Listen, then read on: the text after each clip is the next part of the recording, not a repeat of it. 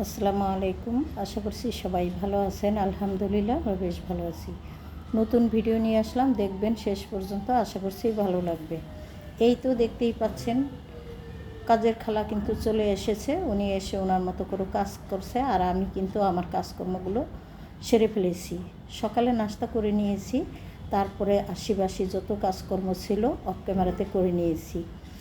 ঈদ প্রায় চলে এসেছে, তো ঘরের কিন্তু মোটামুটি অনেক কাজকর্ম থাকে।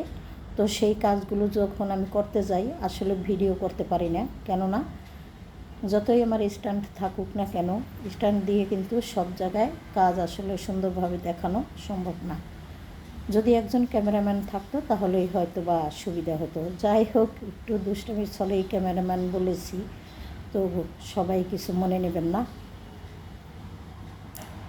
এখানে খালা কিন্তু খুব সুন্দর করে মুছে ধুয়ে পরিষ্কার করে দিতেছে, কিন্তু দেখতেই পাচ্ছেন মাঝখানে কিন্তু একটা ভালো দাগ আছে। কিন্তু খালারা কিন্তু এই দাগ কখনোই চোখে পড়বে না এদের, কেননা ওনারা উপরে তেল তেলের মতো করে মুছে চলে যাবে, আর আমি যখন আমার নিজের হাতে এই দাগটা তুলে দেব তখনই কিন্তু এই দাগটা উঠে যাবে।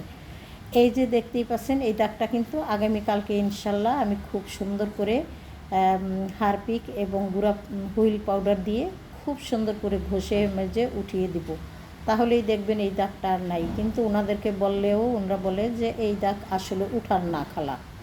যাই হোক, আমি আর কি বলবো, কিছুই বলার থাকে না। তো উনি তো কাজ করে চলে গিয়েছে, তার আগেই কিন্তু আমি রান্নাবান্না বসিয়ে দিয়েছিলাম, কেননা আমাকে তড়িঘড়ি করে রান্নাটা শেষ করতে হবে। অনেকটা সময় আসলে ওভার হয়ে গেছে, ঘরের বেশ কিছু মানে লুকিয়ে থাকা কাজ জমেছিল, সেই কাজগুলো করেছি। মানে সেই কাজগুলো আর ক্যামেরাতে দেখানো সম্ভব না, হজবরল কাজ। তো সেই হজবরল কাজগুলো কিন্তু আমি অফ ক্যামেরাতেই করে নিয়েছি। এদিকে আগেই কিন্তু ভাত আর ডাল বসিয়ে দিয়েছিলাম, ভাতটা তো হয়ে গেছে, ডালও হয়ে গেছে। এখন শুধু আলু আর বেগুন দিয়ে একটা ভাজি করে নিলাম, কেননা বেগুনগুলো নষ্ট হয়ে যাচ্ছিল। ভাবলাম যে কী আর করা যায়, তো আলু আর বেগুন দিয়ে শুধু ভাজি করি। গুঁড়া মাছ হলে ভালো হতো, তো গুঁড়া মাছ তো বাসায় নেই। সবসময় গুঁড়া মাছ আসলে বাসায় থাকলে আমার নিজের কাছেও ভালো লাগে না। আমি গুঁড়া মাছ একদমই মানে কাটতে পছন্দ করি না, সেই কারণে অনেক সময় আনার ইচ্ছা থাকলেও আমার হাজব্যান্ড কিন্তু আনতে পারে না। যাই হোক, এদিকে কিন্তু আমার মনে হয় আবার বৃষ্টি শুরু হয়ে গেছে, তো বৃষ্টির কারণে কেমন যেন একটা অন্ধকার ভাব হয়ে গেল চতুর্দিকটা, তাই তো ভিডিওটা একটু অন্ধকারই আসছে আমার মনে হয়। যাই হোক, যা হোক আর না হোক, আমি কিন্তু আমার রান্নাবান্নাগুলো শেষ করেই নিব। এখানে একটা ভাজি তো করলাম, আর সেই সাথে রান্না করব হলো ইলিশ মাছ আর ধুন্দুল দিয়ে ইলিশ মাছ আমরা কিন্তু পছন্দ করি, এবং অনেক আগে দেখতাম আমার মা এই ধুন্দুল আর ইলিশ মাছ দিয়ে রান্না করতে, এবং সেই সাথে ডাঁটা হলো তো আরও বেশি ভালো হয়। তো ডাঁটা আনতে গিয়েছিল, কিন্তু ডাঁটা আসলে ভালো ডাঁটা পাইনি, সে কারণে আনা হয়নি। তো ধুন্দুল দিয়েই আজকের মাছটা রান্না করে নিলাম, পরবর্তীতে হয়তো ডাঁটা দিয়ে আবার খাবো ইনশাল্লাহ। যাই হোক, আজকের মতো এই রান্নাবান্নাই ছিল, তো যতটুকু পারলাম আপনাদের সাথে শেয়ার করলাম।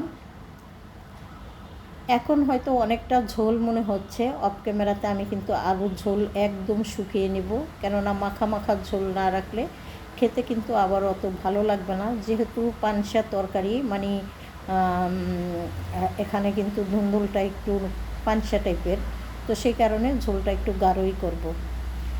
রান্নাবান্না শেষ করছি একদিক থেকে, আর অন্য দিক থেকে কিন্তু আমি রান্নাঘরটাও খুব সুন্দর করে পরিষ্কার করে নিয়েছি, দেখতেই পাচ্ছেন। আসলে যার যেমন কালার সেরকমই তো থাকবো, যতই পরিষ্কার করি না কেন। আর ওখানে দেখতে পাইলেন যে আমি কিন্তু মারের ইটা রেখে দিয়েছি, ওই মারগুলো হলো আমি কাপড় ধুয়েছিলাম, তো সেই চাদরে দিব। যাই হোক, এখানে খাওয়া দাওয়া শেষ করে নিয়েছি, তারপরে এখন হলো বিকেলবেলা। আর এই বিকেলবেলা হঠাৎ করে আমার ছেলে আর কি আসার সময় লিচু নিয়ে আসলো অনেকগুলো, তো ভাবলাম যে দেখি কি অবস্থা। এখনও পর্যন্ত অত ভালো লিচু উঠে নাই, তারপরে ও যে সামনে পড়েছে হয়তো নিয়ে এসেছে। ছেলেরা অত ভালো বুঝে শুনে কিনতেও পারে না, শুধু টাকা দিয়েই চলে আসে। তো বেশি দাম দিয়েই কিন্তু লিচুগুলি এনেছে, কিন্তু মিষ্টি ছিল, তবে আকারে একটু ছোট ছোট। যাই হোক, যেমনই আনুক, ছেলে তো এনেছে, খুব খুশি। লিচু খাই আর আপনাদের কাছ থেকে বিদায় নেই। আর সামনে কি কি ভিডিও কতটুকু আছে আপনারা দেখতে থাকেন, ভুল ত্রুটি ক্ষমা সুন্দর দৃষ্টিতে দেখবেন, সেই সাথে লাইক কমেন্ট শেয়ার করে আমার পাশে থাকবেন। এই পর্যন্তই আজকে। আল্লাহ হাফেজ, আসসালামু আলাইকুম।